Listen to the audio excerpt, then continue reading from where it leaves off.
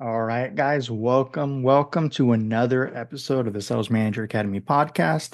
I'm your host, Omar, and as always, we talk about leadership in the boutique retail world. So think wireless retail, think AV sales, appliance sales, anything outside of a traditional big box retail. Okay, we're talking actual sales where you're doing more than just products. You typically also are selling a service, and the service is more the product than the actual physical product you sell. Um, and with it, there's always different types of leaders that we're looking at, different types of traits that you're looking into. Oftentimes, you're moved into these leadership roles without having the right training, the right background, um, the right support to truly be successful. And that's what we're here to help with, to change that and give you a support that maybe your organization isn't able to at the moment, that it hasn't been developed. They're still trying to figure it out. And I'll tell you this, even multi-billion dollar companies don't have shit figured out. Oftentimes, they're more a house of cards than you can even imagine. It can be that the smaller companies are built better. Um, they're just not doing any weird, funky things with the numbers like maybe some big box retail companies are. Not going to name names, just putting that out there. Uh, but today's topic is something that is endearing to me because I've seen it so often and I rail against this fucking topic the most. And it's your store managers should not be your best or top sellers. I get it. You don't have enough staffing budget to be able to put the actual people that you need. And the people that you do have, you're fucking wondering, like, why aren't they producing? Why aren't they doing better numbers? What is going on? Let me take it upon myself as the leader in the district to just put the top salespeople as store leaders. That way, no matter what, they got the most hours. They're going to, actually be able to increase sales and I don't have to worry about it. And then you wonder why you can't keep staff around where you have such a revolving door and you just put it out and blame it on, well, people just don't want to work, or I can't find the quality candidates. It's so hard to actually find people that want to stick and stay around. No, it's not. What you're doing is you're putting in the wrong individuals into leadership roles and not giving them the support to transform them into actual leaders. And I know it's counterintuitive. It's an old school thought that I've helped many people overcome of this top sellers will be great leaders because whatever they do is going to rub off on other people and they're just going to be able to perform and learn from those individuals. But that's not the case, especially when you're talking about having not enough staffing at a location and you're wondering why the store leader doesn't take it upon themselves to teach other people. They're too busy trying to sell because they're worried about their commission. They're worried about their bonus structure as a leader than whatever everybody else is doing. They're not looking at the entire team as a whole. They're looking at them as the bulk of the production of the location. And that's the wrong way of looking at things because that is going to lead them to push people out. They don't know how to truly verbalize what they're doing, how to showcase and train others on what they're doing. And it's not their fault. They haven't been taught how to do it. They haven't been trained on how to do this. They haven't had great demonstration. And that comes from you as a leader. Maybe nobody showed you how to do it. Maybe you don't have the support. Your team, your company puts you in that role and you're still trying to figure it out. So you step into a location when you're doing your visits and half your time at the visit is fucking on the sales floor selling. That shouldn't be the case. But Omar, I got to make sure my numbers are solid. Okay, make sure the numbers are solid. Give your team what they need, which is support, which is training and developing, which comes from coaching. You're not going to always be at a location. So make your coaching and make your visits actually worthwhile. Train and develop your local leaders so that they can do coaching more often than you can because they're there. That is their location. That is what you need to do. You need to develop your people to actually do that on their own without you being there.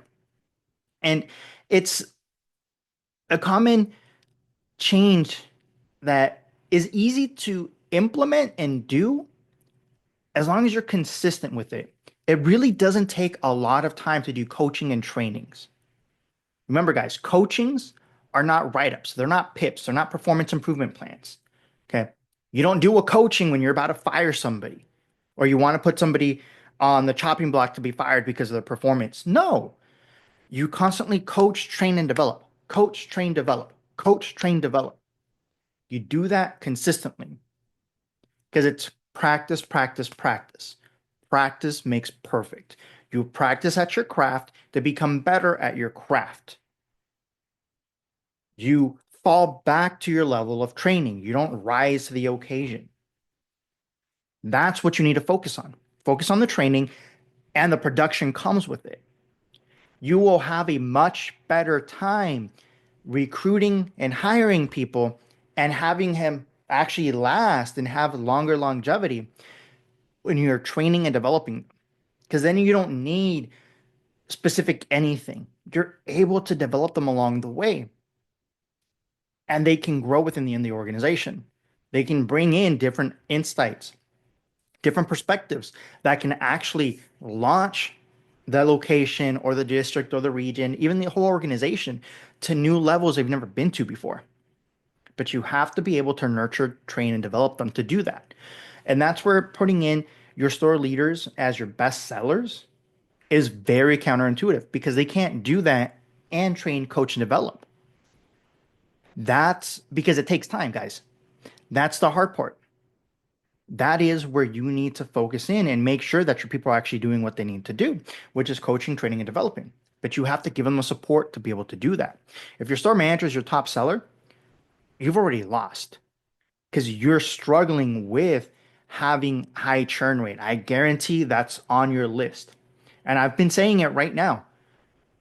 With tariffs, with the things coming down the pipe, you cannot afford to lose people because the moment somebody is cut from your location, from your district, you will not have the headcount budget to replace those people.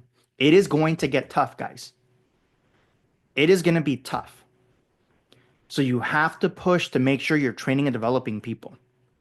Listen, we can't control the macroeconomics at a microeconomic scale. Okay. We can't do that. We can try to soften the landing as much as possible by making sure our people are trained and developed properly. And trust me, it's going to be something you're going to wish you had done before, but starting now is better than starting later. Do not hold back on this. Do not wait to start coaching and training and developing your people. You need to have done that a long time ago. But just like they say, 20 years was the best time to plant a tree. Second best time is today. Start today. Don't wait. Too often, you're going to see people promoted when they're sellers into leadership roles in these small organizations. You guys know this. You see it all the time. You think, okay, this is a great seller. Let me just put them over here. If they take the leadership role, they got the hours, the performance. But when they're so focused on selling and they're only selling, they don't have time for training and developing others. The performance of the entire team actually takes a dive. On top of that, and this has always been a headache to deal with, right? Admin goes down. Operations at those locations suffer and they're fucking horrendous. And then before you know it, you're having to replace them. You're having to shuffle them around, move them around, and after you demote them, they're going to get upset and they're likely going to want to leave. That's what you want to avoid. That's what you want to stop from happening. And you do that by training and developing people. Can a top seller be a great manager? Yes. Will their performance individually go down by becoming a better leader? Yes, because it takes time. And when they're coaching, training, and developing and taking care of operations, obviously, which are you wanting? I've said this before, as a district leader, if you can train 20, 30, 40 people plus, okay, to be able to do what you do at an individual level as far as selling at 60 to 70% of what you're capable of doing, that is far more than what you can do on your own. And it's the same concept that we want to bring down to the store level. when you have 3 to 5 people, because I know these locations don't run with a lot of individuals, but when you have 3 to 5 people and their store leader can train them to be 60% as good as that store leader, that is still more production than what that individual can provide through the team. And they will only get better with time. So that's what you got to focus on. That's why training and developing is so important. That's why coaching is a fundamental part of ensuring that your team's performance stays high, that they can adapt to changing times. That is what training and developing is for. That is what coaching is for. Now, great leaders aren't necessarily going to be your best sellers. Just like your best sellers aren't going to automatically be great leaders. It takes time, it takes transformation. The skills needed to sell are completely different from the skills needed to develop and coach others. Omar, but you say if as a leader, as a district leader, as a regional, your customer changes and you have to now sell to your employees. Yes. The fundamentals on that, yes. The difference is the product that you're selling, the service that you're selling. Because the service that you're selling is transformation through coaching and training and developing. So you have to get them on board. And then once they bought into the product, into your service, right? Now that you're training them, you're developing them, is the actual follow through. You need to train your people up so that they can be successful. You need to spend time in seeing and finding out what is important to them, what drives and motivates them. Once you've done that, then you can actually work on the action items because that allows you to tie things back to what's important to them as individuals. So that's what you want to work on. That's why it's important. It's not, okay, I'm just going to sell and I'm done. I'm not going to see them again. No, you need to follow through. You need to follow up. It's just like those long-term employees that focus on sales and they're amazing salespeople that have generations. I'm not talking about, they do well with customers one time. I'm talking about they have customers who tell their kids, who tell their grandkids to go see these individuals. And they've been doing business with the same individual for years, for decades. That's what you want because that individual knows how to cultivate relationships. That is a great leader. That is somebody who you can help train and develop if they want to move into that role. And that's what we want our leaders to be. We don't want them to be sharks because it's just one and done and they don't want to deal with anything afterwards. We want actual people that care about the people that they do business with, whether employee based or whether customer based. That's important. Now, great store managers, they prioritize team performance over their personal numbers because they understand that yes, I can do well individually. I can outsell any of the sellers, but there's more sellers than a leader at this location. And their combined effort will completely leave me in the dust. So let me put the focus on them, not on me. And let's transform their performance because when they can do what I can do at 80% of what I can do sales wise, that is going to be more than what I could have ever done on my own. So when I'm out, I don't have to worry about performance. I don't have to worry about what's going on at the location. My district, my regional doesn't have to worry about this location because the performance is going to be there. That's what we want to focus on. Now, think of it this way, right? I mentioned it earlier. If your store managers are your top sellers and they're constantly selling, who's developing the reps? Who's spending time with your new hires, making sure that they actually understand what's going on and can sell? Before you go on and say, okay, these individuals, they suck at their performance, they don't know how to sell, we just got to get rid of them. Ask yourself, how much time have I, as an executive leader, spent coaching and training them when they first joined? And second, how much time is a store leader spending on training and developing them, making sure that they will be successful? Have you set milestones for them? Have you set a 90-day action plan for them on what to achieve when they first start with the organization? What's important? Why they need to make sure that they know the fundamentals and the basics? And then why we want to hit certain items by the 90th mark, why it's important, what it does for their pay. Do they understand? Not know. Do they understand their pay structure? Do they know if they want to hit, 30, 40, $50,000 in commissions and bonuses, what that actually looks like and how they can get there? Or do they just know if I sell this product, it pays out this much? That's not understanding the pay plan. That's just knowing what the numbers are. That's the difference. Now, managers are able to multiply the performance when they're not competing with their people. That's the important team. That's the important thing, right? I've already said it. You as a district, you as a regional shouldn't be the one quarterbacking any of the sales. None of your team's performance should rely on you as an executive leader.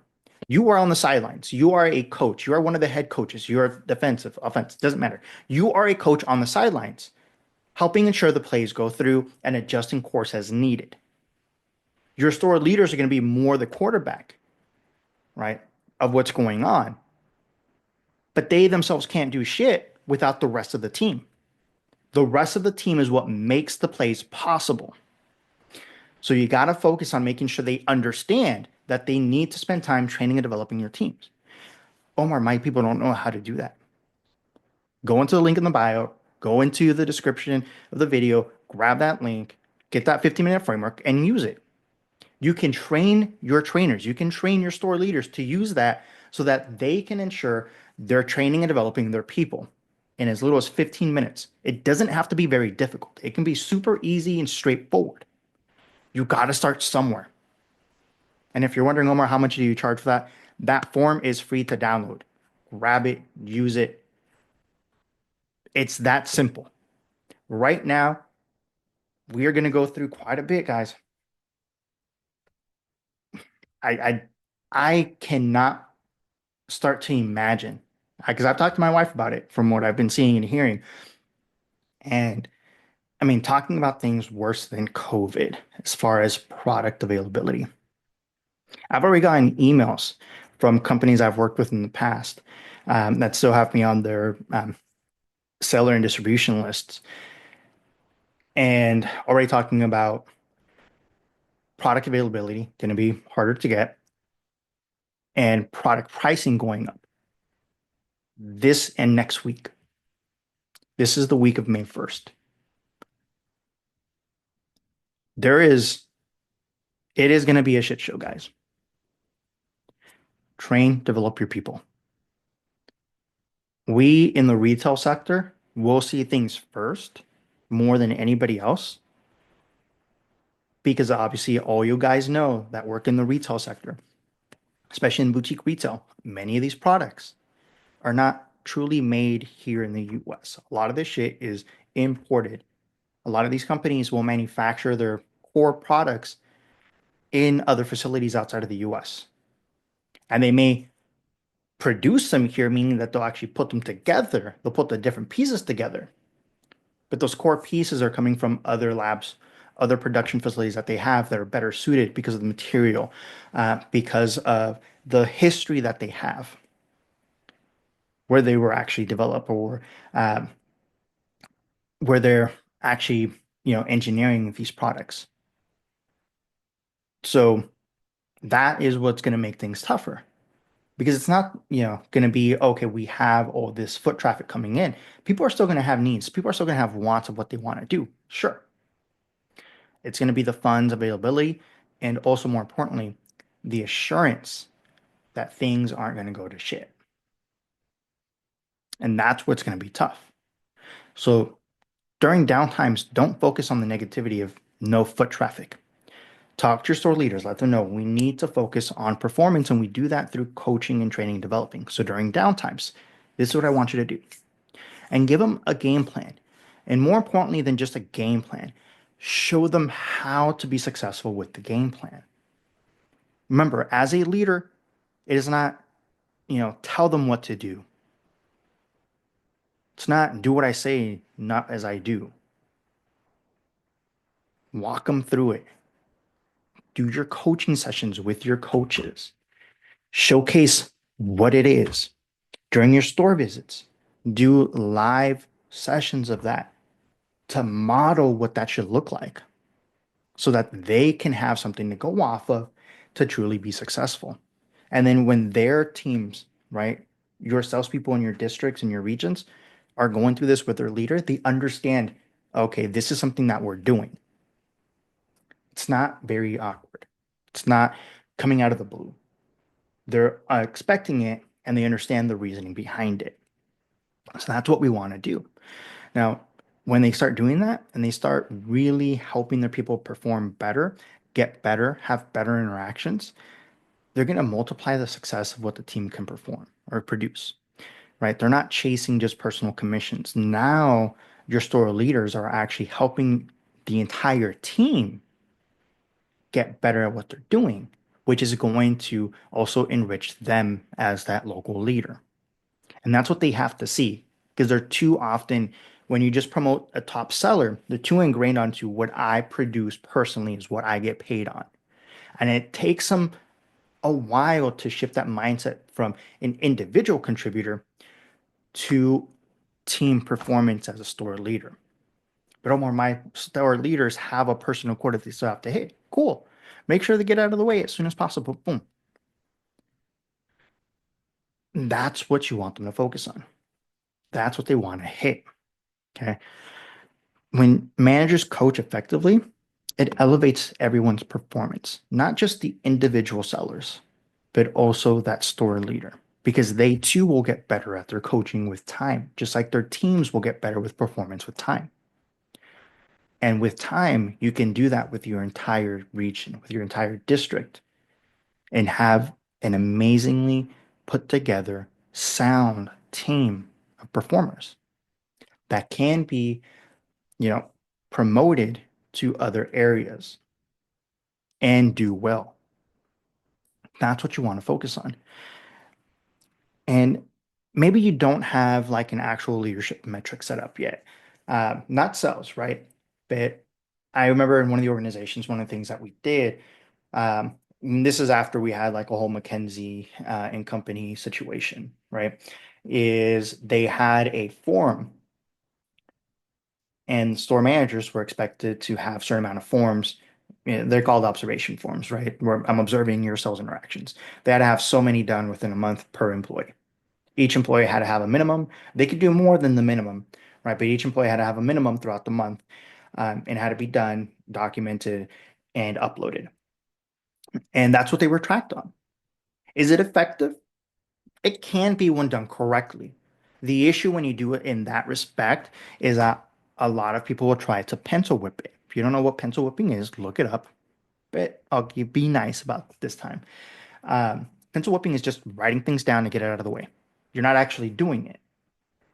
Don't do that because that becomes a hindrance. That's kind of like the double-edged sword because that's what you allow as a leader. So if you as a district manager, regional director are telling your people to do that, you're doing a disservice because you're not actually coaching and training and developing your people. You're just writing shit down and then wondering why performance isn't happening. That is not what we want to do as leaders. That is not what we do as coaches. That's not what we do to train and develop people. Spend time. See, the reason why that was happening is a lot of the executive leaders weren't trained properly. Yeah, they went through an executive training with McKinsey. We all got, forms filled out saying we were, trained and on McKinsey on this, and we were now certified by McKinsey as coaches. It's bullshit because that was an 8 hour fucking training. It was a weekend long training that they did. It was like 1 or 2 days with everybody. All right, guys, you're good. No, no, you're not. Because it's so much fucking information that's thrown at you, and there is no follow up afterwards to ensure that you've retained the information. Okay. That's the issue. When you take things down and you chunk them down into manageable pieces that is done over a period of time, so that they can go back, use that information, see it in real time, come back, share their feedback, debrief on it, learn a different aspect, go back and use it, that becomes more attainable, more achievable. They're able to retain that information better. And can you cover the same amount of information? Yes. And you'll cover it in less fucking time too, and not waste fucking days or hours doing the trainings in that structured sense. Okay. That's the issue. That's the issue I have with a lot of consulting companies because they are fucking pencil whipping it, saying, okay, we did this, we trained you, you're good. If you fell on it, that's on your own. That's the issue, right? I want to make sure that you're as successful as possible by doing everything in a more manageable way. Smaller pieces chunked together to actually retain the information, start creating the habits that will make not just your team successful, your leader successful, but also you successful. And that's what we want to focus on. Now, do you want to evaluate your leaders on coaching? Yes. How do you do it? Obviously, the easiest way is take a look at performance. All right, things are looking great. Cool. Great job on coaching. Things aren't looking as great. All right, so have you been doing the coaching aspects? Yeah. All right, we got to see where things aren't working correctly. We got to kind of correct course on this. Walk me through how you're doing the coaching sessions. Say I'm so and so. Let's walk through what that coaching session looks like. I want to see where you're coming from, right? And be able to do it. Another way is actually stepping in and watching them do it. You should never throw them in the deep end without guiding them on first. So if you haven't showcased how to do a coaching session properly, don't throw them in and tell them to figure it out right away. Show them what that coaching session is supposed to look like. Model that coaching session, right? Let them know you're just going to be a silent observer. I'm going to go ahead and lead it. We're going to go through it. This is what it's supposed to look like. And go through there. Because oftentimes it's just a disconnect over the small little things because they start telling their sellers what they need to hit and not letting their sellers take ownership of the goals, of the action items, of the commitment they're going to make to achieve those goals. That's typically the biggest disconnect. It's small, but it's so important that it makes or breaks coaching sessions. It makes or breaks success. Taking ownership of things is where you start to see true success. And that's what you want your leaders to be able to do. And oftentimes, when you're doing your coaching sessions or follow ups with your actual leaders, and they've been saying, yes, I've been doing coaching, they're just not improving. That is often the reason why, because they are telling the individual sellers what they need to do instead of allowing the individual sellers to take ownership of the actions that they're going to take to hit the goals that they stated they're going to achieve. That's the big difference. But Omar, we assign everybody their goals for the month, their minimum quota. That is different. That is the standard that they have to achieve. How are they going to achieve it? It goes back to the same conversation of do they know their pay plan or do they understand their pay plan? Sure, I know I have to hit X units a month to be successful. I know I have to hit, if I sell this product or service, it pays out this much. But what does that actually mean? Do they understand how much they can make, how they can make it? That is what you want to get everybody to is on the understanding aspect of it. And that takes time through training and coaching. It doesn't take as much time as you think it'll take. Oftentimes, you're overthinking it and you're overestimating the amount of time it's actually going to take. And when you start doing it in practice, you start to see, oh shit, this is going by faster. I didn't expect them to be able to pick it up this fast. They will surprise you, but you got to let them take ownership of what's going on. And that's often the hardest part for your top sellers that you put in leadership roles to do because they're so used to being in control of the entire situation instead of handing over control to the other person. And that's what they need to do. They're just guiding and mentoring. And you, as a leader, have to do that for your leaders. And that's how you're going to be successful with everybody around. When you start doing that, you also start developing a strong pipeline of future leaders, not just at the store level, right, with your store managers that can become district, regional, area managers, but also your local sellers that can and want to move into a leadership role, because you'll be surprised how many of them will start doing this with their peers on the sales floor, because they want to make sure their peers are successful. And they start going through that, and you start seeing them little by little start helping to develop and train others.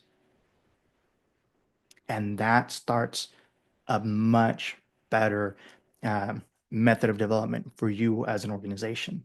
Now you've uncovered something that's going to help you grow and stay strong for many, many moons to come. Now, stop expecting your top sellers to become your best leaders. Okay. It takes time to develop people. You need to train and develop your people as they go. Spend time, get them up to par, and you'll see how successful they can be. Because remember, guys, as an executive leader, your success, it's strictly on them. So you want your people to be as successful as possible. Because if they're successful, then you'll know you're successful. All right, guys, we'll leave it there for today. I want to say thanks again for stepping in to another episode here at the Sales Manager Academy podcast. I'm your host, Omar, and I'll catch you on the next one.